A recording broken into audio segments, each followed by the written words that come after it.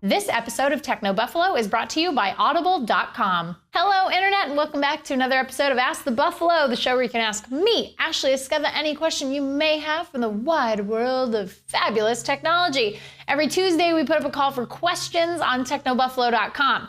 You can leave your question in that post comments. Otherwise, you can send them to me any time of the day or night at Ashley Esqueda or at TechnoBuffalo on Twitter. Just use the hashtag AskTheBee so I can see it, and usually I answer between 3 and 5 questions every episode. So let's get answering. This is Ask the Buffalo.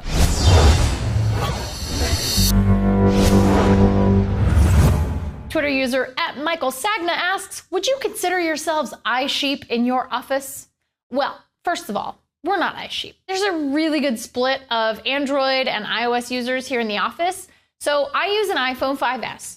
And then I know that John actually goes back and forth between an HTC One and a developer edition of the Galaxy S4. And he's also really in love with the LG G2 right now. So between the video people, between the hosts, we're actually split really evenly. I actually used to be Android Ashley, so I'm really familiar with Android, and I actually really like it. I think it's a really good operating system. So I wouldn't say iSheep. I think that everybody here at the office knows that iOS has got some problems, just like every other OS, but at the end of the day, there's kind of a perception issue, and this is where it kind of becomes a problem. So Samsung, HTC, all of these, LG, all these people, OEMs who make Android phones, each get their own news coverage, okay? So if we imagine this is all their news coverage in one OS, okay?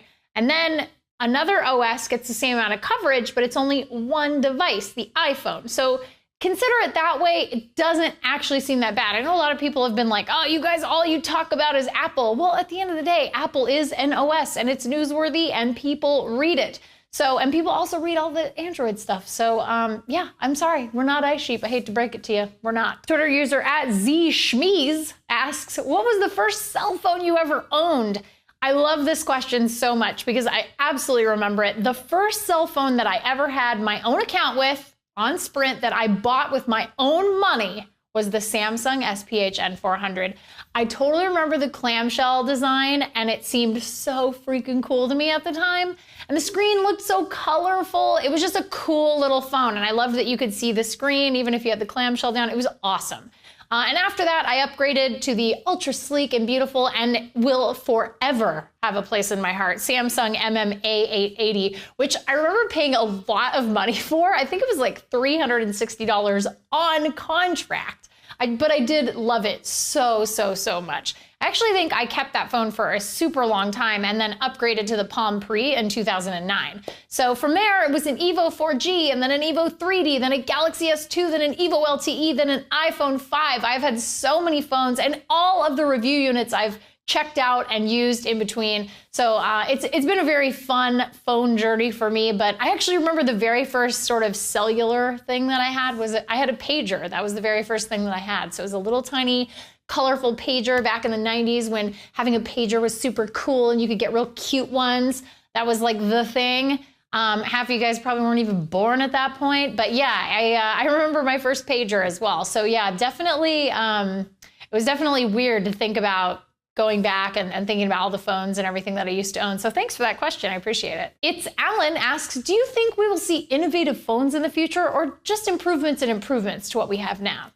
Well, I actually have kind of a bone to pick about the word innovation. So right now we have this sort of really weird consumer entitlement about innovative products. Like people are always writing articles about Apple can't innovate anymore. Well, if you really think about it, it's only been 3 years since Apple innovated an entirely new genre, niche. They invented, this consumer need for the iPad. So the tablet market was really created by Apple. And now we have lots of great manufacturers making tablets. But really, that was an innovation. That made a huge difference in how people use technology. Innovation is sort of a term that gets bandied around a lot, kind of like the word epic. So it sort of loses its meaning if we use it all the time. And the thing is nothing since the iPad has been innovative in the sense that It's changed the way we use technology. Maybe wearables, I think there is a way through there to innovate, but we haven't quite gotten there yet. If there's anything beyond that, I would say maybe Nest has innovated the way you use a home thermostat.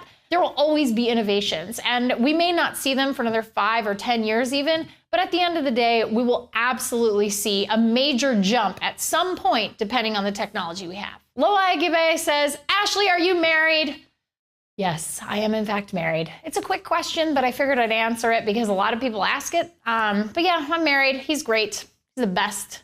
He lets me buy a bunch of gadgets, brings them in the house. He lets me spend all my money on crazy toys like these Android figures. He's very good about encouraging me to misbehave with gadgets and money. So thanks, husband. Sorry to interrupt the show, but I gotta talk to you guys about audible.com. So I live about 60 miles from Techno Buffalo headquarters. That is a really big commute in Southern California. And you know what keeps me sane? Audible.com. They're the biggest audiobook site on the web. They have over 100,000 titles to choose from. That's a really big deal for somebody who listens to and reads a bunch of books a week like me. It keeps me on my toes.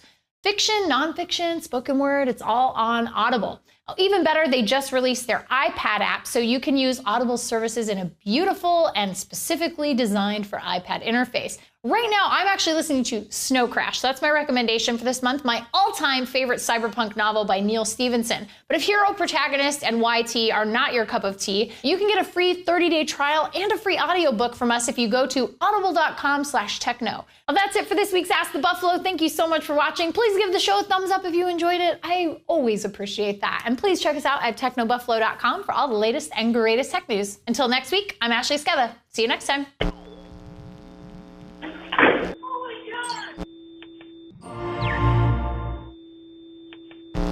Hey guys, Ashley here. Just wanted to let you know that if you liked what you just saw, we've got 2 other shows that go live every single week. Redinger's Rants, where John totally goes nuts about issues that bug him across consumer technology, and Rumor Roundup, where he tells you all about the best rumors in the world of tech. So click the text below that says subscribe, and if you want to check out either of those shows, click right over here. See you next time. Thanks for watching.